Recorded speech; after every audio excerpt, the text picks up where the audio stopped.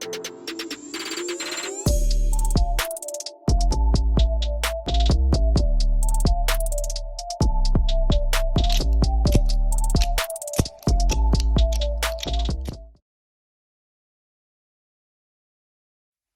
guys, Kev here, and I want to wrap up the project knife, this Spyderco Paramilitary 3 or Para 3 that I recently got and started to do a kind of build on because I wanted to, one, give Spyderco compression locks another shot. I wanted to give the Para 3 another shot. And I wanted to try the CME, Compression Made Easy, from Justin over at OCD for EDC. And all those things combined, plus being able to customize a knife, really kind of led to me wanting to do this project. And this is also going to be my review on the Spyderco Para 3, because I don't actually have one of those out yet. So this is going to be probably a longer one. So sit back, get ready for some ranting and raving.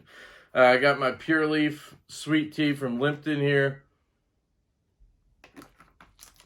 And I also have another Para 3 here from Doug.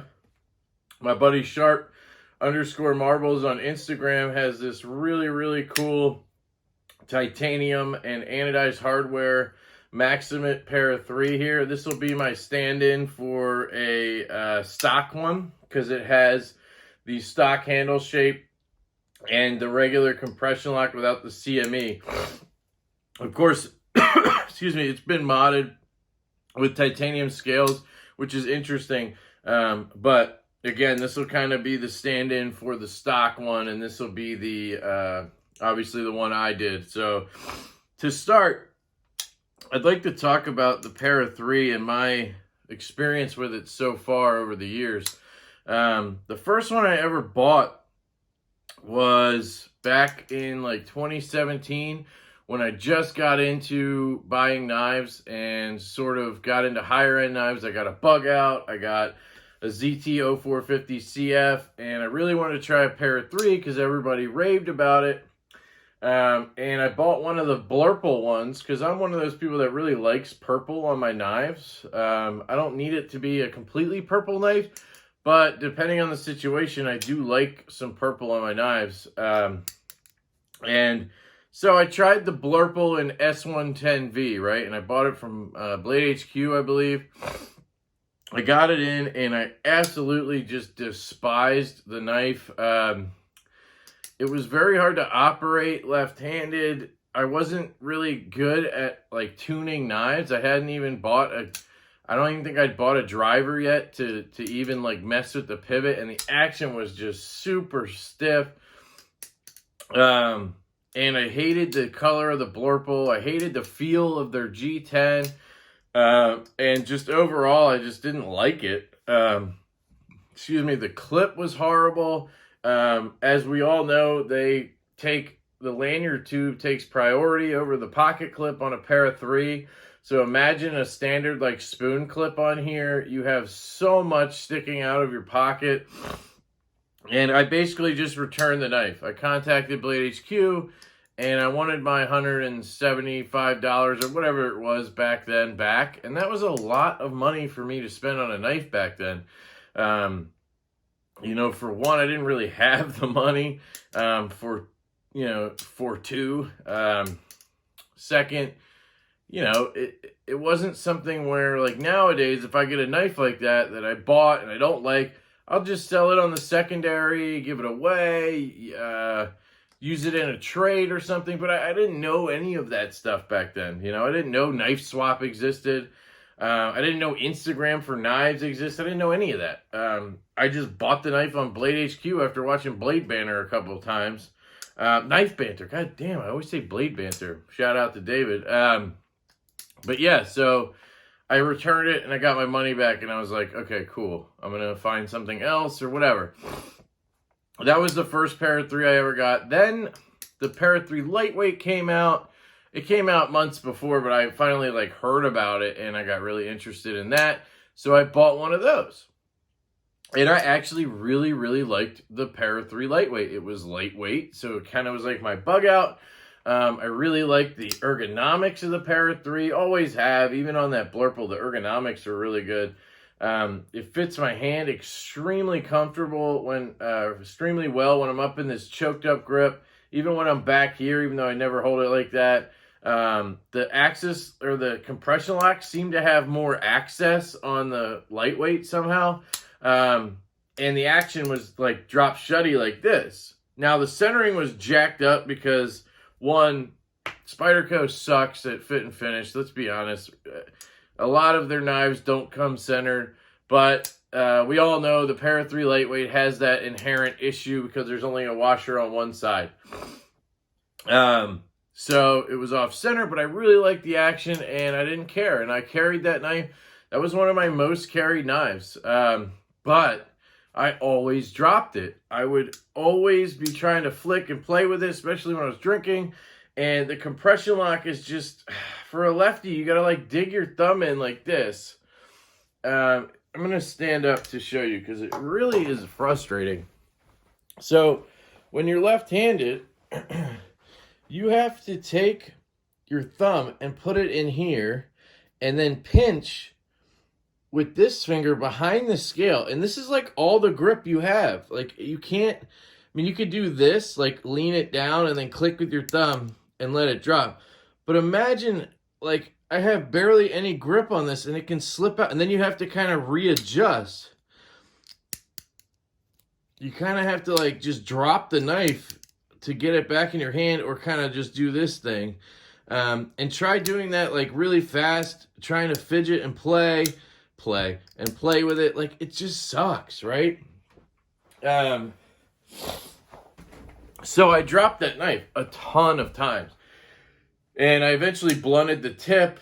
And that knife I sent to Ray. Shout out to Everyday City Carry. And I just gave it to him. I said, here, man, practice your sharpening skills. I knew he had a KME. And you can keep it.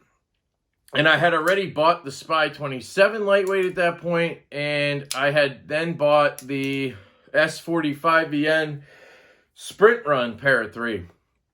And long story short, I eventually gave away the Spy 27 one to a guy on Instagram that really wanted a Para 3, but he didn't have the money. And I sent him my scales for the S45 one, the forest green, the rough-ass ones. I sent him those, and I included my Spy 27 lightweight as a gift. And he seemed to really like it. He carried it, and he appreciated that, so I'm happy it got to a good home.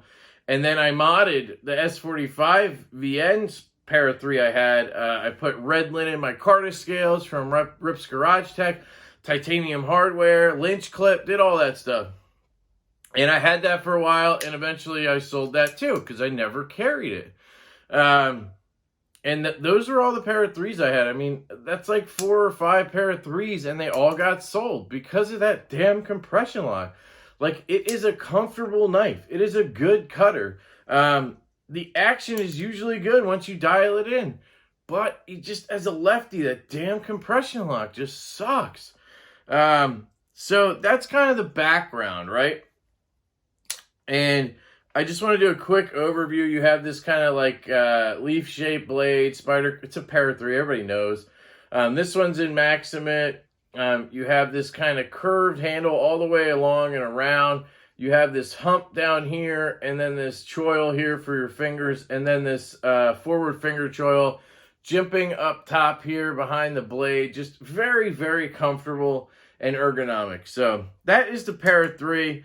I'm going to put away this stand in here. This is really, really nice from Doug. I will say the titanium scales adds a lot of weight. He calls this like the ultimate Para 3. And I do have to say it basically is. I mean, look at how gorgeous this thing is.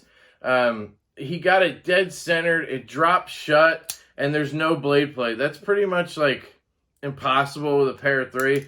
So this is a hard one to find right here, guys. Really, really cool knife. So thanks for letting me check that out, Doug. Now let's get to the project knife. I hope you guys are sticking with me here. So as I don't flick the knife properly. This one here is in K390 steel. Let's see if you can see that. K390 steel, and it has burlap micarta scales from Rip's Garage Tech. It has an MXG Gear deep carry clip, and it has black stock hardware that I got from Blades We Love, and a lanyard tube that is black. I was not able to get the stop pin and the standoff there, or the clip screws in black. I could probably get them if I tried harder, but the sets I bought just didn't come with that. And basically it came with the Rip's Garage Tech scales, right? But it was right hand only. So if you watch the other build videos, I drilled the lefty clip holes. I put a drill bore through these 3 holes on the right side, and that went through the scale into the liner holes, because this is tapped for lefty on the liners, just not on the scales, because this was bought secondary, and this guy was right-handed. So I drilled through, bink, bink, bonk. I got 3 holes, and all of a sudden I could mount a clip, you would think. So I bought this MXG Gear deep carry clip, and it comes with longer screws, I guess because the way the clip stands off, there's a little bit of clearance or difference between the original clip and this one. So you need longer screws. So I put those in, and for some stupid ass reason, MXG Gear does not give you black clips. Wow, man. Does not give you black clip screws with your black coated clip. So I got this clip with freaking satin screws. Like, it looks okay just because other parts of this knife are satin, but I don't understand why they wouldn't give you black clip screws. I even reached out to them and they said, we don't offer those, or we don't have them available. One or the other, same thing. They don't provide those. That is very strange to me. I love MXG Gear. I usually buy their clips over Lynch because I don't like the big holes in the clips. But this is really weird to me. I don't know. So I wanted to point that out. So then when I went to put this clip on, I had all these issues mounting it on the scale. And even the longer screws that MXG Gear gave me would not fit. Like, they fit for like a couple days. And then I took the knife apart to put the lanyard tube and everything in. And when I went to mount the screw back on, or the clip back on, those screws wouldn't work. They wouldn't thread in, or one of them wouldn't. They just weren't long enough to reach into the liner and get the threading. And I'm guessing it's because these scales must be thicker than normal, and then you have the extra width on the clip. That's my guess. So I had to hunt through my hardware drawer, and I found some MXG Gear screws from a Benchmade clip, and those were even longer. And I got those to thread in. So that is what I'm using now. But it's not perfect because they're almost too long. And I have to really tighten them down to get them, you know, to lock the clip down. Because the clip will still move back and forth. And you can see the clip screws sticking out into the inside of the liner there. Which is not ideal. But it's just kind of basically what it has to be at this point. And it doesn't interfere with the blade, so it's okay. But these are the things with Spyderco that just, is it me? Is it because I want to mod the knife? Is it not Spyderco? It's that I'm modding the knife. Whereas on another knife, I'm just happy with it the way it is. And I don't try to mod it, so I'm not going to run into these issues. But it just seems like with Spyderco, I'm always having some fucking issue. And I'm getting pissed off, and it's just like a nightmare, honestly. You know, things don't lock up, or you can't get it tuned properly. Like, tuning is such a pain in the ass when it comes to Spyderco. An example, my Spyderco bombshell right here, I did the disassembly on it yesterday. I don't know when these will post, but even in the video, I kind of got it tuned pretty good, right? But then afterwards, I noticed, like, the centering was a little off. You can slide the screws back. Like, the pivot is loose in there. So you could push this screw in, and it'll, like, pop out on this side. You can kind of wiggle them back and forth. Really weird. And then the centering would go from this side to that side, and then you could move the blade. Like, you could basically push this blade over like a tiny bit, and it was like wiggling back and forth, almost like detent play or something, but side to side. But when it's open, it was locked up solid. It's just the weirdest shit with Spyderco. My Chaparral is the same way. You can move the pivot back and forth in there, and it can fuck shit up. So, I finally got this centered, tuned. The action is good enough, and it doesn't do the wiggle thing. I mean, a little bit, I guess, but you can do that with any blade. And then I just Loctited the shit out of it, right? And I'm just going to let it sit. That was last night. I'm going to let that sit for another day and cure. I've been told that Loctite doesn't dry, it cures. So whoever told me that, there you go. But anyway, I just get pissed with Spyderco. That's basically my bottom line here. That's what I'm getting at. And I had a hard time with this guy too. Now, I know I make it harder on myself, but still, it shouldn't be that difficult. So anyway, that's the whole rant there about Spyderco. This knife in general, now that I have it done, right? I have the black clip, I have the black CME, I have the black pivot hardware lanyard tube and body screws, and then everything else is satin, or in this, the scales are this burlap micarta. I think this looks awesome. I really like the way it came out. I like the three-tone look of it. I really like K390. It's a very, very good steel. Holds an edge forever. This thing is razor sharp. I put a little bit of, I don't know, some rusting agent, rust-free agent, whatever that shit, what is this shit called? Tough Glide. I put some Tough Glide on it and rubbed that into the blade and let it dry to help resist the rust, because this is a tool steel.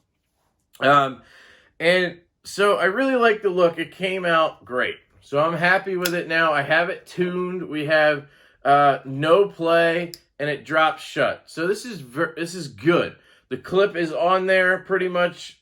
It's on there really well. So if I just don't mess with it, this knife is fine. And that's how I feel about it. I'm just not going to mess with it. Now, the last thing I want to talk about is the CME, the Compression Made Easy by Justin from OCD for EDC. An amazing dude in the community. He's a bit like me, where he kind of just says what he's thinking. He doesn't hold back. He doesn't try to oblige companies and make sure he doesn't hurt their feelings. Like, if he has an issue with something, he tells you. And I don't want to speak for him, but that's my take on him. And I appreciate that. And I try to do that myself. I try to just speak what I'm thinking, as long as it's not ridiculous, which sometimes it is, right? But anyway, the CME here is really, really good for a lefty. I have to say that I very much appreciate this invention. It was easy to put on. You can see it in my video. I obviously didn't watch the instructions.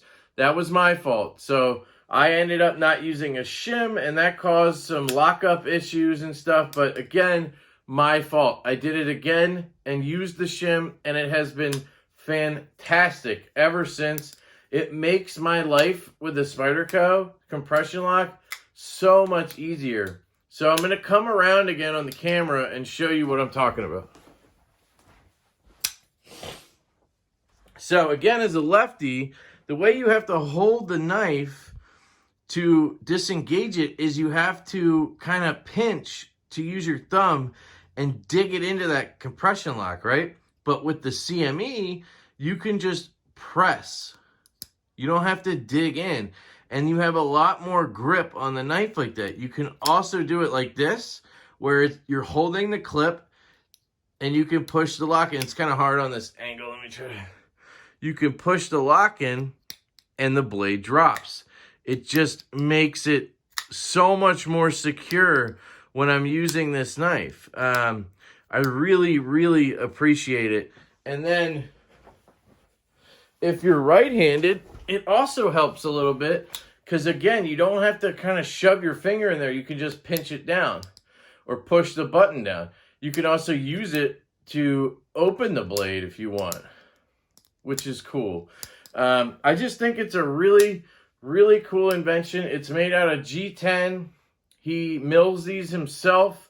I know he's working on maybe different materials. He's working on different shapes for different knives. So he has one specifically made for the chaparral, because the chaparral here has this stupid nub and a different kind of access in here. So he has one, I think, that is cut out around the nub so that when you use it, you can just push on the CME and you won't have that nub hit your finger or hit anything, and it'll just shut, which is really cool for people who like the Shaman. You can also have this nub cut off, by the way. BJ over at Hilltop Knives and Gear, he does that mod where he'll cut this nub off. There is no functional reason for that nub. I don't even know why it's there. Maybe to protect your finger from the edge. That's the only thing I can think of. But if they just cut the edge off here, it would have been fine. I don't know. It's a really weird nub. And they haven't removed it with like CQI or anything. It's really weird. But anyway, he makes one specifically for the Shaman. And I want to point out that I've seen some people say that the CME has like rough edges. It's not like finished very well. And they were basically complaining about the cost. It's $25 plus $5 for shipping, so $30. But it comes with everything you need to install it. It comes with a couple alcohol wipes. It comes with a tube of super glue and the shim. And I think it's finished very well. It's a piece of G10. It's smooth on all sides. It's rounded well. It fits basically perfectly onto that compression lock. It has a little ledge. That's what you see kind of hanging over there. That makes sure it's on there properly. And the super glue worked fantastically. That was another thing somebody mentioned. They put it on and they were able to just kind of fling it off, which if you saw my installation video, I did that because I did it wrong and I had to get it off. And I had to put a piece of rubber, like I had to use a plastic pry bar and really crank on it, and it freaking shot across the room.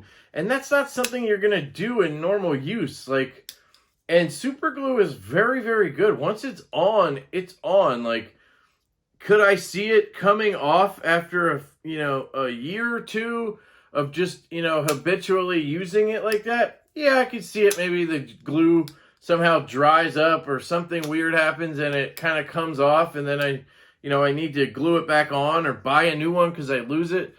But it's $25, $30. And if it gets me a year or so of having a compression lock that I can actually use, it's worth that every freaking time. And the super glue I have found is fantastic. So I think people just aren't using enough. Like, I made sure I covered the whole bottom of the CME and that it was on there, and then I just put it on. And I didn't have any like extra glue anywhere. I think somebody said I used a lot, but there's no extra glue like sticking out. Nothing leaked out. Like, I think I used the perfect amount of glue and it's been on there perfectly. I guess the best way for me to put it with the CME is it makes this knife usable for me. It makes this knife carryable. I will actually put this in my pocket. It's not going to be a daily carry or anything. None of my knives are. But this is going to be in my rotation now because of that CME. If it wasn't there, this knife would be in my case. It would be getting sold right now. It wouldn't be here. I probably would have never done the project on it. So that's the best indication I can give you on the CME. I'll try to do a follow-up, like long-term type thing, review on it. But if you're left-handed and you've had issues with the compression lock, because some lefties don't care. Maybe they like to slow roll their knives and they don't mind pinching their finger in there, or they don't get drunk and fidget with their toys, like whatever. But if you're left-handed and you've had these issues, I recommend you try the CME. One, it works. It's fantastic. 2, you get to support a brother in the community. Justin is a great dude. He's always doing good things for people. I just love his content. I love his personality. And I appreciate that he solved this fucking problem for me, because I hated Spyderco. I didn't want another compression lock knife until he made the CME. So Spyderco should be thanking him, because he's selling more Spydercos for them. Just saying. So that's kind of the story on this. I love the CME. I'm okay with the Para 3. I like the knife. I like the ergos. It cuts very well. I just hate the build quality of it. I hate the finickiness of it. But the CME makes it an everyday carry knife. So that's it. That was a long one, guys. I'm sorry, but I had to get it all out. I appreciate you letting me rant and rave as usual. I hope you have a fantastic day, and I will catch you later.